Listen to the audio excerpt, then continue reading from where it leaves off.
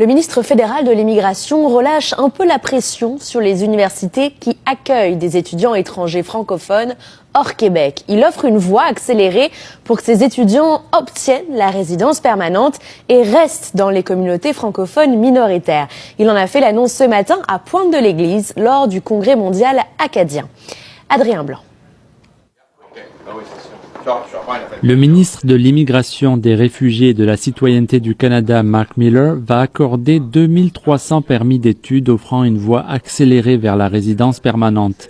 Ces permis seront réservés à des étudiants étrangers qui fréquentent une institution postsecondaire francophone hors Québec. Les gens qui sont ici, qui sont en début d'intégration, qui parlent français, qui sont en voie de devenir canadiens, puissent avoir une voie accélérée à la résidence permanente, mais je ne veux pas du n'importe quoi non plus.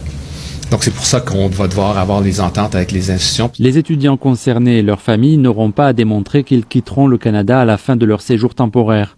Le seuil financier requis pour venir au Canada sera réduit. Alors que le ministre avait annoncé un plafonnement du nombre d'étudiants étrangers au début de l'année, cette annonce vient soulager la direction de l'Université Sainte-Anne, l'unique université francophone en Nouvelle-Écosse. C'est un des outils de recrutement qu'on peut utiliser, c'est-à-dire qu'on peut leur dire, si vous participez à ce projet pilote, c'est une voie vers la résidence permanente. Et cela accroîtra la diversité dans cette région rurale. Nous espérons que cette annonce va permettre de retenir beaucoup plus justement d'étudiants étrangers qui feront partie de la communauté.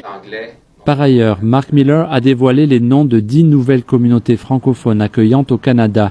De Nanaimo en Colombie-Britannique à Chéticamp en Nouvelle-Écosse, ces communautés se partageront près d'11 millions de dollars sur 4 ans pour aider les nouveaux arrivants à s'installer.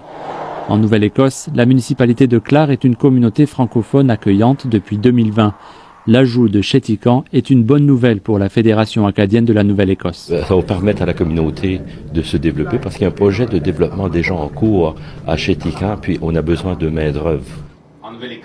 Enfin, Mark Miller a déclaré que son gouvernement était en voie d'atteindre l'objectif de 6% d'immigrants francophones hors Québec qu'il s'était fixé au début de l'année. Ici Adrien Blanc, Radio-Canada, Pointe-de-l'Église.